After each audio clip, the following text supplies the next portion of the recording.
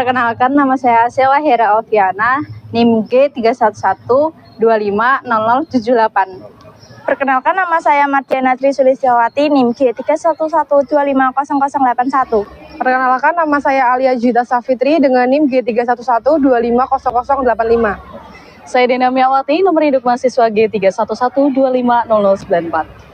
Halo semuanya, aku Alena Visa Oktaviani dengan NIM G33112500089. Nama saya Adnan Irsyad Afif Putra, NIM G311.25.0070.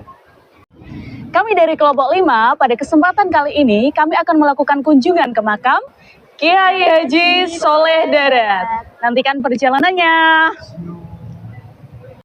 Baik, sebelum kita melanjutkan perjalanan ke makam Kiai Haji Soleh Darat, mari kita bersama-sama membaca doa terlebih dahulu supaya perjalanan kita diberikan keselamatan oleh Tuhan Yang Maha Esa. Berdoa dimulai.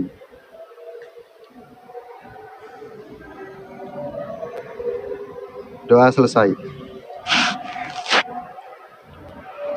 Kelompok 5, Josis. Hari ini kami memulai perjalanan dari kampus kami di Universitas Semarang dengan membawa niat dan harapan untuk mengenal lebih dekat jejak seorang ulama besar di Semarang.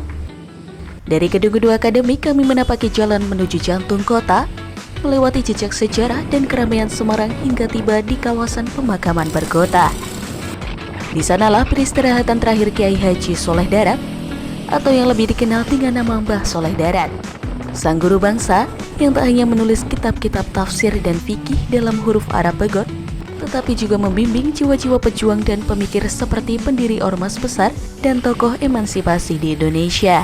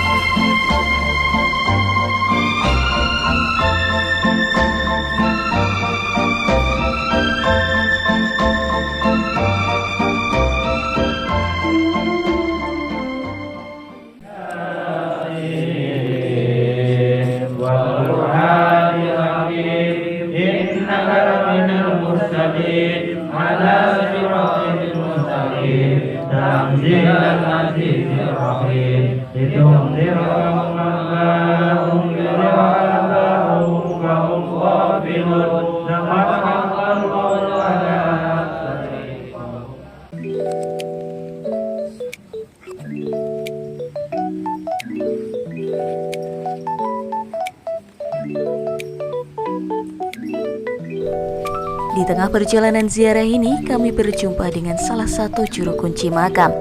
Sosok yang menjaga sekaligus menyimpan kisah dari Kiai Haji Soleh Darat.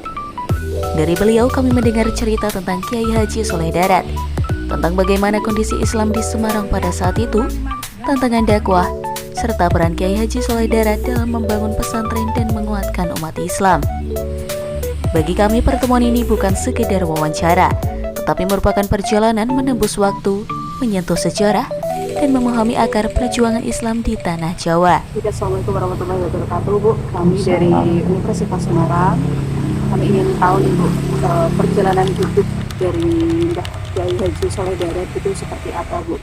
Mungkin dari perjalanannya, dari tempat asalnya, terus di Semarang, dan bagaimana pengaruhnya gitu, Bu. Oh iya, juru kuncinya itu banyak, jadi makanya saya adalah salah satunya gitu.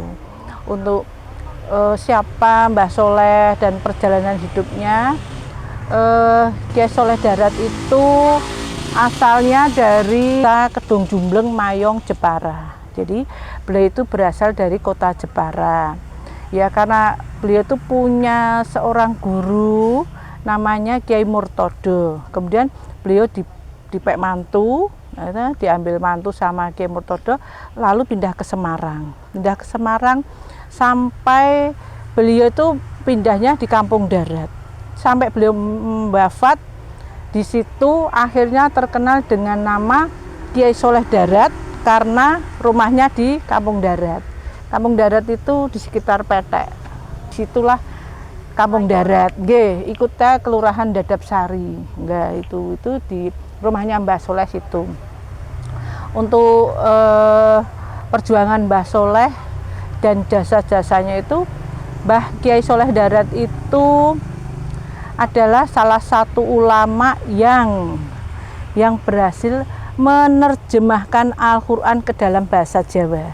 Jadi pada masa penjajahan Belanda itu sekolahan dilarang, kemudian pengajian pun dilarang.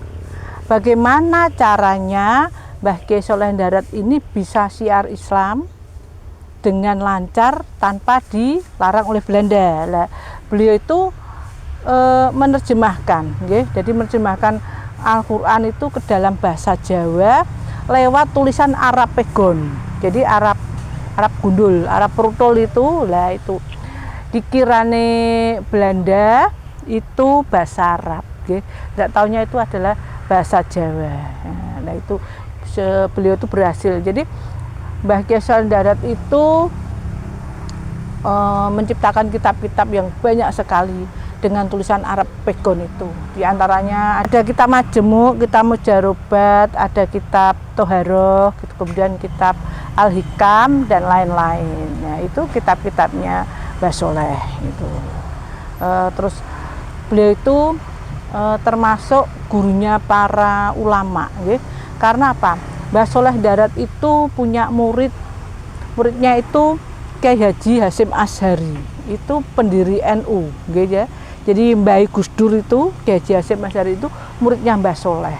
Kemudian Kiai Haji Ahmad Dahlan, pendiri Muhammadiyah, itu pun muridnya Mbah Soleh. Juga Raden Ajeng Kartini itu juga muridnya Mbah Soleh. Jadi 3 muridnya Mbah Soleh yang terkenal itu tadi Kiai Haji Hasyim Asy'ari, Ahmad Dahlan dan Raden Ajeng Kartini. Untuk murid-muridnya yang lain itu masih banyak lagi. Mungkin untuk ajaran yang diadaptasi dari mungkin tadi Mbah Kiai Haji Hasyim Asy'ari, terus Kiai Haji Ahmad Dahlan tuh apa Bu? Ajarannya apa ya Mbak ya? Jadi tadinya itu ya Mbah Soleh itu sebagai guru ya mengajarkan Islam murni ya Mbak ya, tapi kok sampai ke muridnya kok ini kok jadi Nahdlatul Ulama, yang ini kok jadi Muhammadiyah gitu ya. Sebenarnya tadinya kan gurunya satu, tapi kok akhirnya kok terpecah gitu loh. Nah, jadi ya apa ya, tetap apa ya Mbak ya, masih ya saling menghargai, toleransi aja lah maksudnya. Kok jadinya kok ke murid-muridnya kok ada yang Muhammadiyah, ada yang ke Nahdlatul Ulama itu, tapi sepertinya ya damai-damai aja gitu, maksudnya ya diterima masyarakat dengan baik aja gitu. Terus mungkin tantangan yang mungkin dialami oleh Mbah Soleh Darat salah satu syiar, termasuk tadi kalau dalam kitab Pegon ya Bu nanti. Ya, sepertinya itu kan di masa, jadi Mbah Soleh Darat itu punya bapak, namanya Pak Haji Umar Asamarani. Beliau itu adalah tangan kanannya Pangeran Diponegoro. Jadi beliau itu bergerak bersama di masa Pangeran Diponegoro. Jadi di sekitar 1825 sampai di 1830. Lah, itu pun ya sama-sama menyiarkan agama Islam. Waktu itu Mbah Soleh Darat masih kecil. Terus tantangannya yaitu ya dengan taktiknya Kiai Soleh Darat itu ya berhasil gitu. Jadi sepertinya dengan sembunyi-sembunyi tapi akhirnya sampai ke masyarakat gitu. Jadi yang namanya perang gitu Mbak, jadi mungkin tidak sebebas sekarang gitu. Oh ini 1 bulan sekali pengajian itu enggak. Mungkin kan mereka ada bunyi-bunyi perang dador-dador itu pun mungkin tidak harus ada jadwal tertentu. Mungkin ada kesempatan-kesempatan, oh ini ada kesempatan ngaji, ayo ngaji gitu. Jadi ya ada tantangan tapi alhamdulillah berhasil gitu. Mungkin bisa diceritakan Bu bagaimana Mbah Soleh Darat ini menempuh pendidikannya gitu Bu, terutama dalam Islam ini. Jadi Mbah Soleh Darat itu ya beliau itu dulunya juga berguru, nggih. Jadi beliau itu juga punya guru, beliau itu juga jadi murid. Itu waktu di Mekah itu gurunya kan di sana ya. Itu beliau itu seangkatan dengan Kiai Nawawi Banten. Nah, itu bersama-sama Kiai Nawawi Banten dan Kiai Khalil Bangkalan. Jadi bertiga itu berguru di Mekah sana. Tapi setelah lulus pun akhirnya Mbah Soleh Darat juga mengajar di sana. Gitu. Jadi karena mungkin cerdas, pinter, akhirnya juga mengajar di sana. Tapi berkat jasa Mbah Hadi Girikusumo yang dari Meranggen, Mbah Soleh Darat bisa dibawa kembali ke tanah Jawa untuk menyiarkan agama Islam di sini. Baik, sekian kunjungan dari kami kelompok 5 di makam Mbah Kiai Haji Soleh Darat. Terima kasih. Wassalamualaikum warahmatullahi wabarakatuh.